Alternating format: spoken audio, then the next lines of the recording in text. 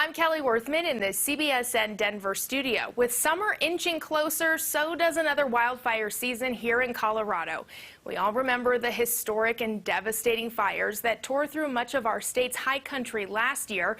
CBS 4 Mountain Newsroom reporter Jamie Leary has covered Colorado's fires and floods extensively. She's here joining us now. So, Jamie, how are conditions out there, and how are mountain communities feeling, like where you live, especially after last year's devastation? Things here are pretty dry still. We have had quite a bit of moisture in the last couple of weeks, which is great, but there's still major concern with how dry things are right now. Areas like even Summit County, where I'm based, it hasn't burned in quite some time, so there are real concerns for Summit and Pitkin County near Aspen, which is kind of facing a similar situation. We've done plenty of stories looking at water content and how high things are going to be. And although we haven't hit peak runoff here in the mountains, which is usually around June 10th, early June, we can tell that things are going to be dry.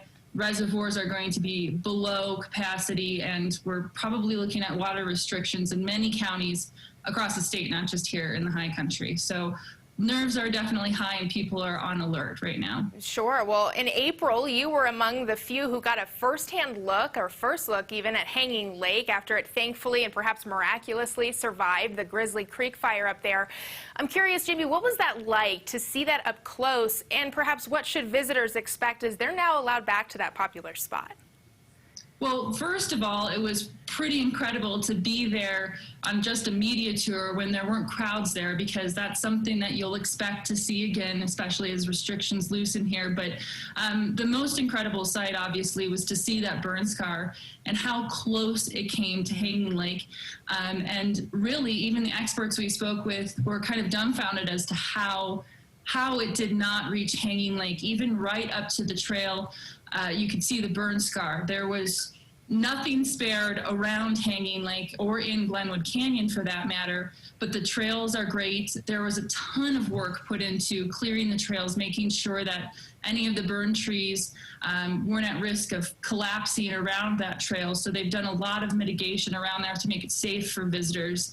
One of the things that visitors should really expect is the reservation system, which has always been in place, but right now, it is filling up faster than ever because people kind of lost a lot of time there with the fire. So it's safe to hike. The burn scar is incredible to see, but weekends with that reservation system are filling up really fast. So you're going to have to be patient. That's kind of the future of Hanging Lake and many of our popular trailheads. But the good news is Hanging Lake is beautiful. The views were not obstructed by the fire, and it's a really great place to be. Absolutely. I got to tell you, Jamie, I had reservations last year to see Hanging Lake for the first time myself, and unfortunately they understandably got canceled because of the fire. So I was among those who did get new reservations for this summer, but I have a feeling that even the weekdays are going to fill up fast. I noticed the weekends are already full. Other thing, if you do have reservations, that's not a guarantee because of the burn scar and the flooding risks.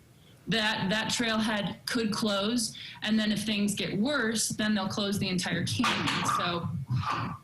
So make sure that you're aware. If you do have reservations, it's not always a guarantee. Sure. Well, going over into Grand County, because there was another fire that obviously devastated a lot of Colorado, the East Troublesome Fire. It all but devoured Grand County, and you recently toured some of those burn areas alongside Senator Michael Bennet. And of course, rebuilding efforts are underway, but you've learned resources are spread thin because of the widespread damage. Senator Bennet and some of our other leaders are working on legislation to provide billions of dollars so that communities can have access to that right away, because right now there's funding issues, and basically up until 2 weeks ago there was some snow on the ground, so they really didn't have a chance to see the scope of the damage. They put out a call to anybody with special skills that can come help build. We know that building supplies in general, construction, that's all been delayed because of COVID. So they're facing supply shortages, they're facing funding issues, and they just need all the resources they can. So they have actually put a call out to any volunteers that can come help clean up. And as we speak, they're they're more concerned about the flooding at this point. So they're working on filling sandbags rather than even starting to put new foundations in. So there are a number of issues, and we'll see impacts for years to come at this fire. I mean, it is just incredible, Jamie, to look at that footage of just the widespread damage and how far that fire reached. But you just said it, right? So after the fire comes new and perhaps even greater concern, which is debris flow and flooding. We saw that in 2013, and we've had quite a bit of moisture here along the Front Range. You said it, mountain towns are preparing in terms of filling up sandbags, but what are some of the other efforts to perhaps mitigate this issue? Well, there are a lot of different entities working together to make sure that they are prepared for flooding, because after, heavy rain, there's not a whole lot you can do other than clear the way. Glenwood Canyon with the Grizzly Creek fire, for instance, CDOT is working round the clock just to be on high alert. We're on a flood advisory right now in Grand County because of some of the moisture coming in. And so they are really hoping that some of the low-lying areas in Grand County aren't impacted, but they're looking at flooding across roadways and bridges, and sandbag efforts actually starting on Friday and into the weekend. Volunteers will be filling those up to help some of the residents in the lower lying areas of Grand County to prepare for any flooding, because outside of that, there's not a whole lot that you can do. And in Glenwood Canyon, that's something that we've seen slide every year without the burn scar. Right. So, and just as soon as they are done focusing their attention on that, they're going to be looking into the fall again for lightning strikes and all sorts of things. They're preparing for flooding and then fires again. Yeah, we're always keeping a close eye on the weather here, of course, too, because we know that obviously plays a very important role into watching out for fires and, of course, those floods, too. Well, Jamie, I know you've got another busy day ahead of you, so thank you so much for your time and, of course, your excellent coverage.